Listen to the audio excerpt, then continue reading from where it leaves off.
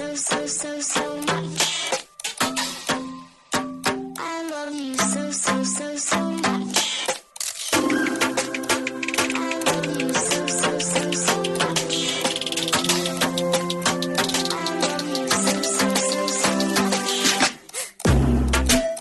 Hello, all you positive heads out there. Thanks for tuning your beautiful brainwaves into another episode of the Positive Head Podcast, where we are firmly convinced that creating success and happiness is rooted in understanding the ultimate nature of reality, and the fact that as human beings, we are all immensely powerful fractals of the one and only source consciousness which creates and animates all things. After years of exploring this awe-inspiring truth on this podcast, I'm super excited to announce that we are now going even deeper down the rabbit hole on the new late-night style consciousness-elevating talk show called Optimistic, which features none other than you, the listeners.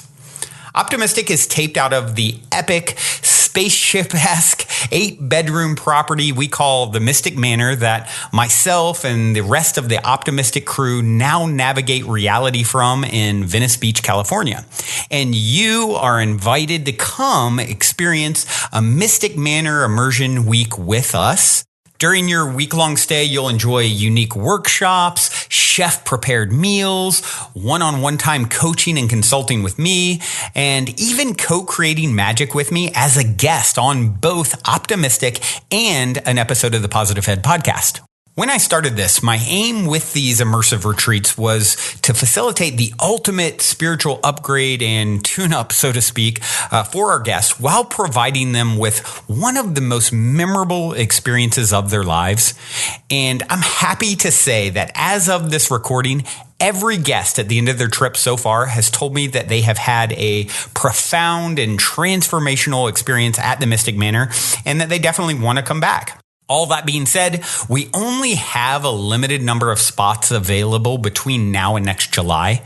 And as of this recording, about half of those spots are already filled. So if there's any part of you that is screaming, yes, I want to come, I feel like I need to be there, go now and book a slot with me to discuss how we can put our heads together and make it happen at calendly.com/talkwithbrandon.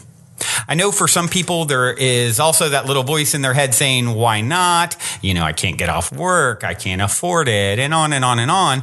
But, really Henry Ford, I think, said it best. Whether you think you can or think you can't, you're right. And I'm confident that where there's a will, there's a way. And I'm personally committed to doing everything in my power, including discounts and payment plans, to get you here if it is something that truly feels like a huge yes for you energetically and like you're meant to be here. Once again, the link to book time to discuss with me is calendly.com/talkwithbrandon. That's spelled calendly.com/talkwithbrandon. All one word, of course. And book in some time and look forward to seeing you soon here at the Mystic Manor.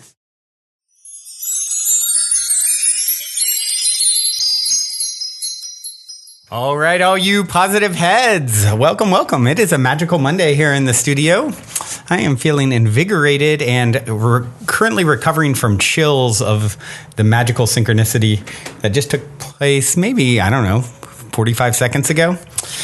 It's going to be a good one today. This one is obviously lined up by the universe. Where do I review? Where do I begin? With a review, perhaps.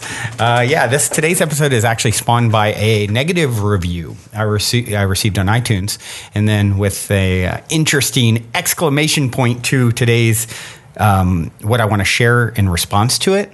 So I'll give you guys the quick synchronicity. So basically, there's this negative review I'll read in a moment. And I took the review and I was like, okay, I'm going to actually do today's episode all around it. And so I kind of figured out what I was going to talk about, laid out a few bullets of things that I want to say, found a video clip that kind of ties in. And then I actually changed from one computer to the next to actually record, because I record on a separate computer than I normally work off of. And when I went to change, I was like, oh, I need to pull up that review to read it again. And lo and behold, just moments ago, a new review came in. And the new review is like the answer to the old review and everything I had laid out to talk about today. And I'm just like, wow, like magic is so real. We're all so co-creating this experience together. And I'm just so grateful. I'm so grateful to the person who wrote this negative review. I'm so grateful to the person who, just added the exclamation point onto my response to it. And just so cool. So let's start with the negative review. And, I hadn't looked at reviews in a while. I've been so busy with all the things.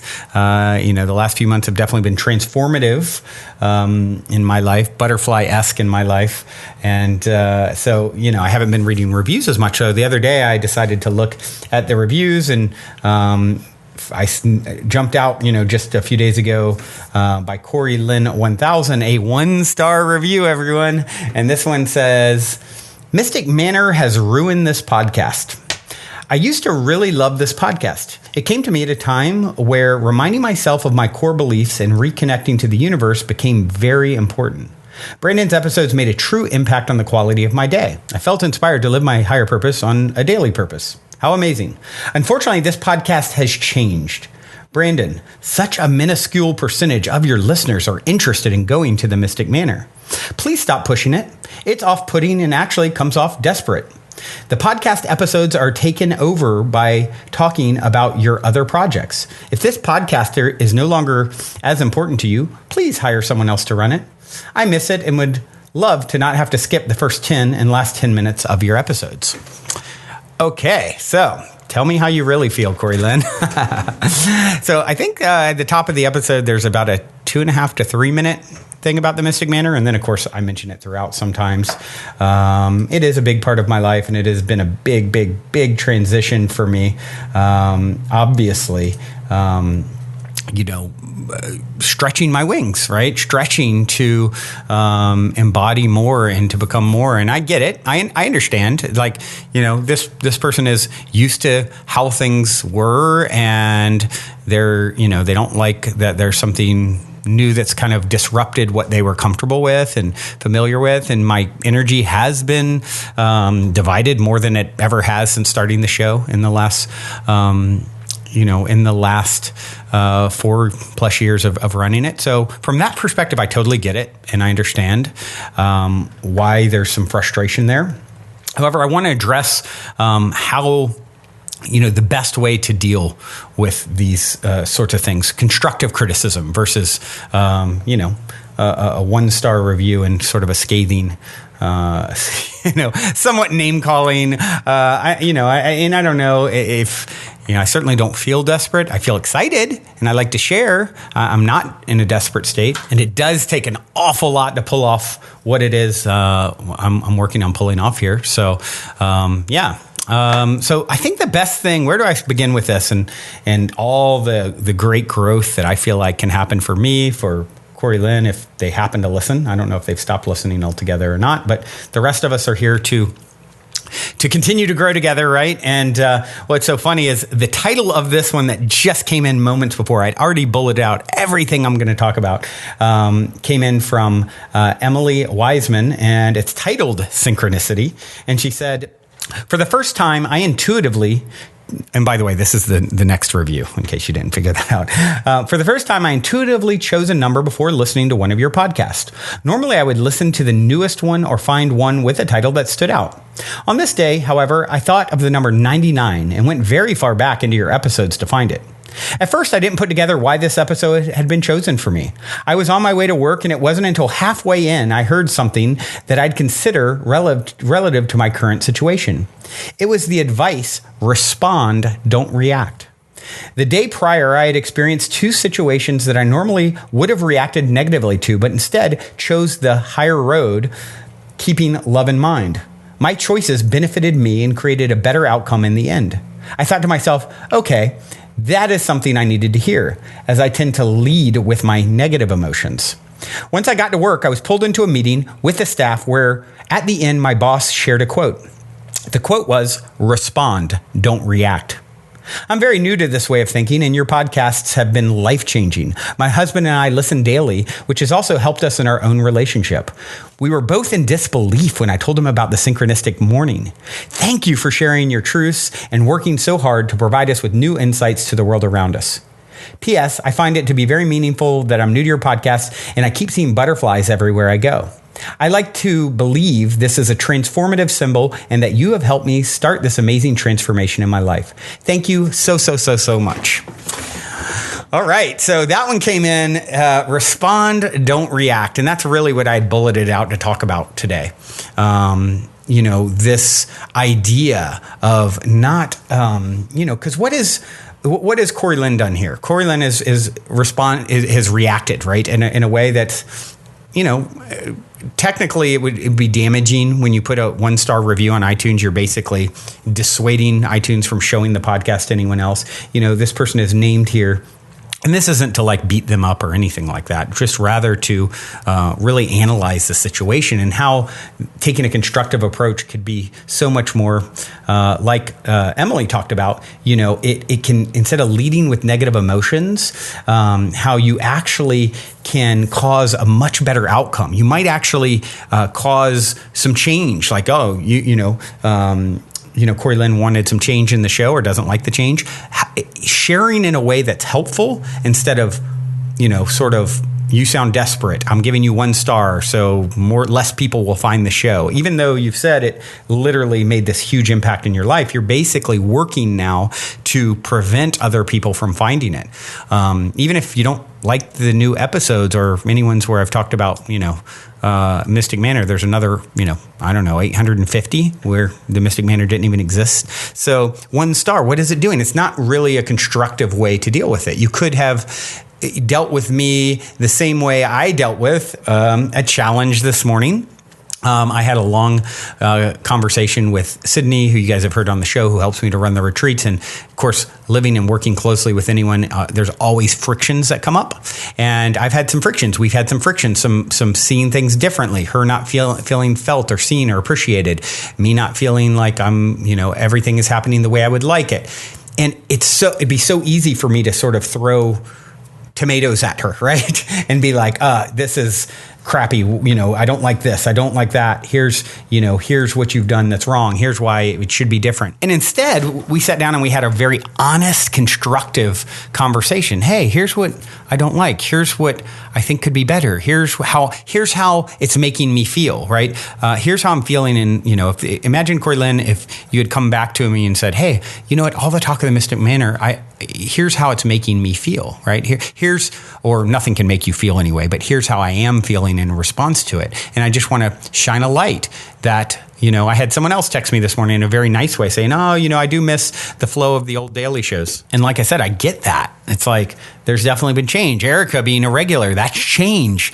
And here's the thing is a lot of time our resistance to change is sort of the root of our problem in life, right? Buddha said change is never painful. Only the resistance to change is painful. So if we can understand that change is guaranteed, anything that you love the way it flows and works and operates and you are overly attached to it, maybe this whole thing, actually, Corey Lynn, the Mystic Manor happens so that you can deal with this attachment to how things were and how to approach things in understanding the power of constructive criticism. When you go out of your way to do damage and approach it in a way, if I'd went to Sydney this morning and said, just kind of berated her and tore her apart and tore her down, it'd have been a very different outcome. Instead, I approached it from a very constructive approach and was honest about, where I was having negative emotions and feelings about it. I responded instead of reacting. And this is someone who has reacted a ton. So I'm not here to point a finger at anyone, but I've learned, and I'm getting better at responding to situations that I'm not loving, right? And that's what I would challenge Corey Lynn to do, is to learn to respond. All of us learn to respond and understand the power of constructive criticism. Instead of ever sort of hiding behind a keyboard and throwing arrows. A lot of that goes on the internet, or talking behind people's back, right? We've all done that, right? You get in a dynamic. The Mystic Manor would be a great place for that to happen. There's several people that are here all the time. One where I just mentioned I was having some level of challenge with. I could sort of like talk crap about them, or negatively, like sort of create negative dissonance and energy behind their back, and then to their face just kind of like be cut off and close my energy and kind of tell them without saying anything that I'm not happy, right? Because we've all done that sort of thing. Instead of that, sitting down and being really constructive. Hey, I'm feeling this way. I'm feeling some resentment towards this. I'm not liking this. and out of that blossoms so much opportunity for growth for all of us, right? Let's not exaggerate and exasperate problems. I've done a lot of that too. Exaggerating my point to really make it dramatic. I have to fast forward 10 minutes in the beginning and 10 on the end. It's like, meanwhile, there's like a 2.5 to 3 minute clip total, right? And then, of course, episodes like Fridays where I'm talking to Mystic Manor guests. Yeah, I'm talking about it. Yeah, I'm excited about it. What if, Corey Lynn, me stretching to do this, and it has been an absolute stretch, it's going to help millions the same way it helped you. Right now, we're helping thousands a day, right? What if it's helping millions, right? Is it good or bad that it's happening?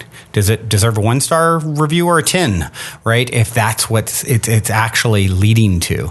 So, understanding if the fact that this has obviously triggered you, that's where your treasure is. If it helps millions, perhaps I'm doing the right thing. Yeah, change is can be challenging sometimes. It hasn't. At times I've been, done the podcast where my energy is more scattered than it normally would be because I'm juggling so many things. What if you saw that and said, how can I help? How could I actually assist to make it so that Brandon is empowered more to give of himself 5 days a week in the way that he has, instead of this like, it was so good for me what you would give all the time, and now it's not quite the same, and screw you, 1 star, that whole thing. It's like, it's a very entitled taking sort of energy. And once again, I'm not trying to like judge or be right and make you wrong. I'm trying to really observe what's happening and to understand that doesn't really lead to all the things that you want. It doesn't lead to more abundance and growth. If you offered gratitude for what was instead of offering 1 star and a scathing review, and saying, and by the way, with respect and tact, I'd like to say, this is something that I've noticed that's different about it. And it feels like there's not as much being offered to me. And, you may want to address that. And, that sort of thing is really helpful and constructive, It's like, understanding that change is going to happen. Like Darwin said, it's not the strongest or most intelligent that survive. It's the most adaptable to change. So when we get too caught up in how it's been and it needs to be that way, you're inevitably going to suffer, right? Inevitably going to suffer. Like Teddy Roosevelt, I think of this, it used to be on my fridge at home, and I think I read it a long time ago. He talked about criticizing people, how pointless it really is. He said, it's not the critic who counts, not the man who points out how the strong man stumbles or where the doer of deeds could have done them better. The credit belongs to the man who is actually in the arena, whose face is marred by dust and sweat and blood, who strives valiantly, who errs, who comes short again and again, because there is no effort without error and shortcoming, but who does actually strive to do the deeds, who knows great enthusiasms, the great devotions, who spends himself in a worthy cause, who at the best knows in the end the triumph of high achievement, and who at the worst, if he fails, at least fails while daring greatly, so that his place shall never be with those cold and timid souls who neither know victory nor defeat. And that's the perspective I would challenge you to take. Bring some kindness, bring some, how constructive can you be in helping to resolve the situation? What is the, there are no problems, only solutions approach. And, like a lot of that, like I said, it comes to resisting change, and really resisting change is resisting life. And I found a great short clip by Sadguru talking about this as well. Let's take a listen to it. It's called Resisting Change is Resisting Life, and it's on the Sadguru YouTube page.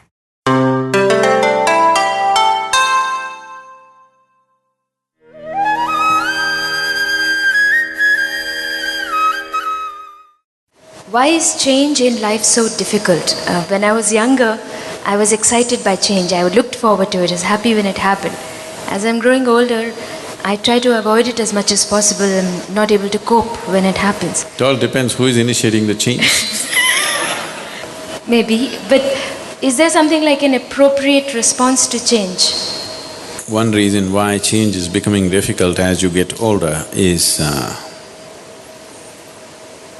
you have found cocoons of comfort. There are many comfort zones you created. Any disturbance of that, you're disturbed now. When you were young, you were not looking for comfort, you were looking for life. Now you're not looking for life, you're looking for comfort, safety. See, when you were 16, 18, you had wild dreams as to what you want to do with your life. By the time you became 25, you cut down all the frills and thought, this is all not practical, I am becoming practical now. All that happened is you were becoming a coward, but you said, I am becoming practical, and cut down many things and said, if I get a job, if I earn my living, this is okay. By the time you're 35, you're thinking, if I don't get into any trouble, that's enough. You're not looking forward into anything great happening. If I don't get into trouble, that's enough. But that's when you start getting into trouble. So, you're not looking at life with zest, you're looking at life as safety. The more security-oriented you are, the more disturbed you will be with every change that happens in your life. The essence of physical existence is change, isn't it? Isn't it so? Everything is changing. Is there anything that's not changing? Everything in the existence is changing, isn't it? The physical existence is constantly changing. The very essence of physical reality is change. Nothing is constant. Even the so-called static states are dynamic in nature, everything is changing. So if you resist change, you are resisting life. If you want an unchanging life, there's one beautiful place where nothing changes, that's your grave. Either you must go to your grave or you must get enlightened if you don't want change. Then somewhere inside everything is same. But otherwise, as long as you're a part of the physical process of the existence, everything is changed, there is nothing that is not changing. See, this moment you're inhaling, next moment you're exhaling, it's change, isn't it? If you don't want change, you stop it. So when you resist change, you must understand you're resisting the very process of life, not just your life, you're resisting the very fundamental process of life. Invariably, you will invite all kinds of suffering. If you're living and you want to be dead, you will ask for trouble, isn't it? You must be living. When you're living, you must live totally. If you want to die, you must do that efficiently. These are inefficient ways of killing yourself, really. Unhappiness and depression are inefficient ways of killing yourself, isn't it so? At least be efficient. I can give you 10 different ways to die. Anyway, Hussain Sagar is there. Is it still water in it? Okay. So, you need to understand this. Once you resist change, you're resisting the whole process of life and you will create unnecessary suffering. So once you resist change, depression is a natural process.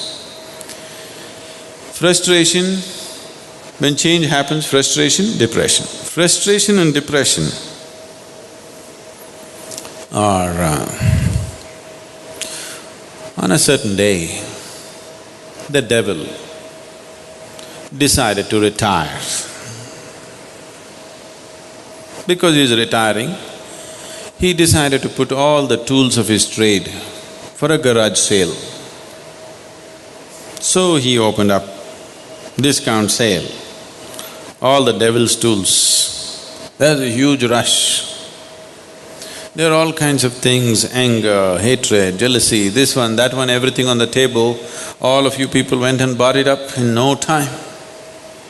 Everything was sold out in the first hour, all his tools.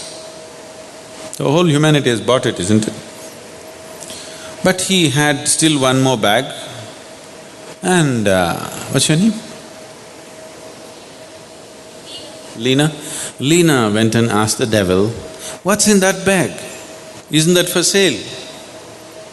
He said, no, these are the prize tools.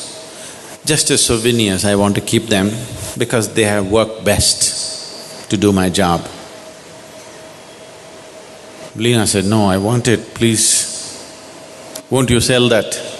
Devil said, no, these two tools that I have in this bag, they have worked so wonderfully well in my whole career that I would like to keep them as my souvenirs. Once Lena said, many other people joined behind her and, "Please, put it on sale, put it on sale, put it on sale." Then the devil pulled out and said, "Okay, if you're giving a good price, let me put it on sale." Then it pulled out frustration and depression and put it on table. These two are the best of the devil's tools. If you want to destroy your life, frustration, you start with frustration, develop into depression. You're there. There's nothing worse than that. You'll work against yourself. And the moment you resist change, frustration is natural.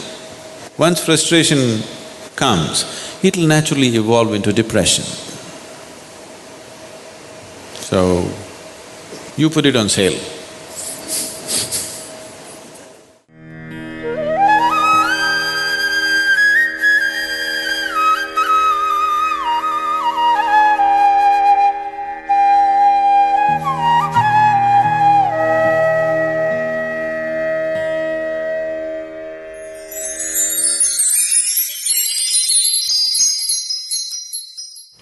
He talked about, when you're young, you're looking for life. When you're new, you're looking for comfort. When you're older, you start looking for comfort. And that makes me think a lot of wealthy people I've known. They get to the point where it's like all about conserving money. And, it's like, I want to make it. Okay, now I just want to conserve. No risk, how do I play it safe? And if I don't get into trouble, that's enough. And Sadguru said, but that's when you get in trouble. You aren't looking at life with zest, you're looking at it as safety. And that's really an illusion. The more security-centered you are, the more disturbed you'll be, he said. And you guys have heard me often say that Osho's quote, security is death. Not knowing is where all the action is, where all the magic can happen.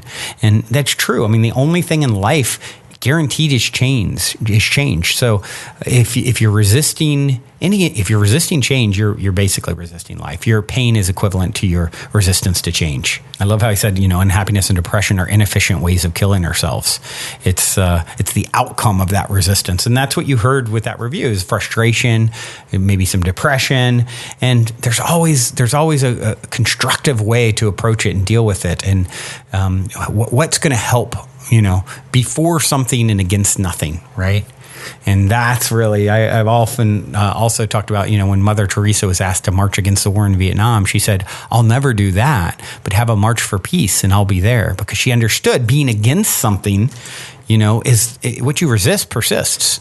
What you accept, you move through. How do I be a part of the solution? That's really the question here. And, it was just so timely and I just so grateful to have that second review come in right then, and to have the opportunity to respond, not react, right? To this, because it's hurtful to see something like that. And I understand where that hurt's coming from. I understand there's been a lot of change. I understand I've talked about it a lot. I've talked about it a lot because it's important to me. And this show is all about me sharing very vulnerably and transparently my life. And my aim is to include as many of you as possible. And it's okay if that person doesn't want to be included in that. There are others that do.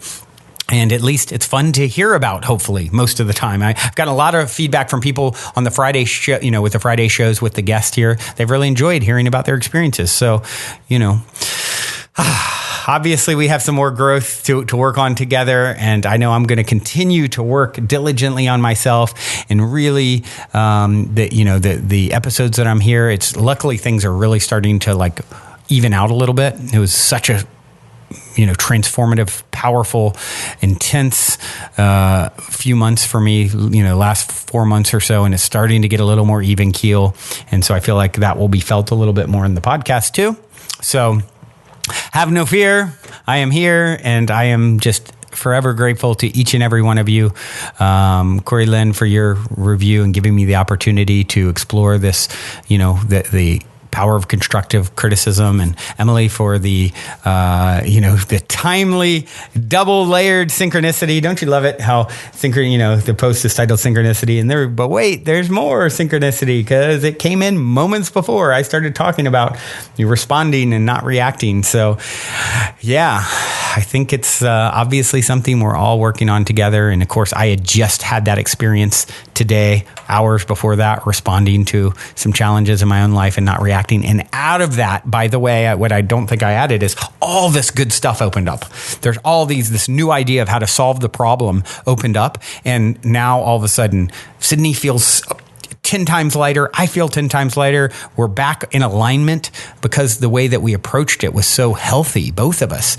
And so I invite each and every one of you out there, whenever something is really triggering you and upsetting you, don't go and rip it apart. Instead, do approach it from a perspective of, how can I contribute to making this better? How can I clear the air, clear the energy? How can I be a part of the solution, not someone else that is, throwing eggs, throwing arrows at the man in the arena, right? And that's how you get in the arena. That's what the people playing at the highest level are doing. They're playing in that way, and you are ready to do that. Every one of you listening, I am ready to do that, or you wouldn't be tuned into this. You wouldn't be tuned into this message. And for that, I applaud you, because to get here is quite the journey. To put down our battle axe and our righteousness, and here's why I'm right and here's why they're wrong. All of that's just tired. It's outdated, and it's ready. We're ready. We're ready to be more. Man, that's probably been my biggest thing holding me back in my own journey. And I feel so grateful to be finally really integrating and getting it and responding and not reacting. And it doesn't mean I won't ever react again and lash out in a way.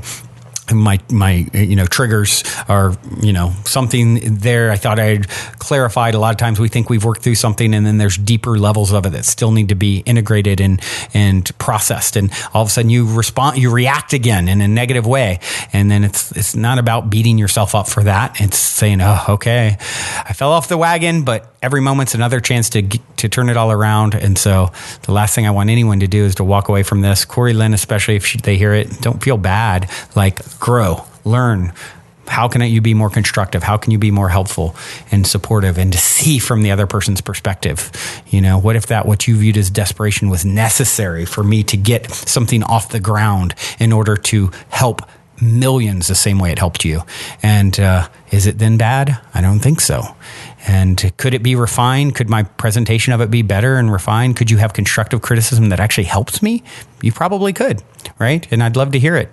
And it's definitely going to be well received when it's constructive. So I thank you for this lesson and opportunity, each and every one of you. I do have a song to leave you with today. This is Volo, and the song is Live Free. And that's truly, that's funny, because I just tied that one together now. My conversation with Sydney this morning, at the end of it, she goes, that's really, I just want to be free from all this baggage. I just want to be free. And our conversation, by having this very honest, saying things that aren't necessarily easy to hear to each other, but with tact and love and coming from a heart-centered place, it frees one another, right? Instead of condemning each other. The days of condemning are tired and old, and I am not here to condemn any of you. I'm here to live free along with you, and Volo's helping us do it with this song. Hope you enjoy. Till next time, live free, journey well. Love you all so, so much.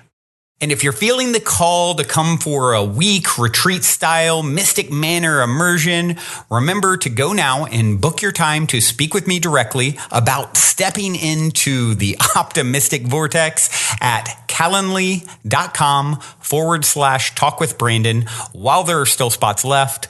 Otherwise, I look forward to co-creating magic with you at the Mystic Manor.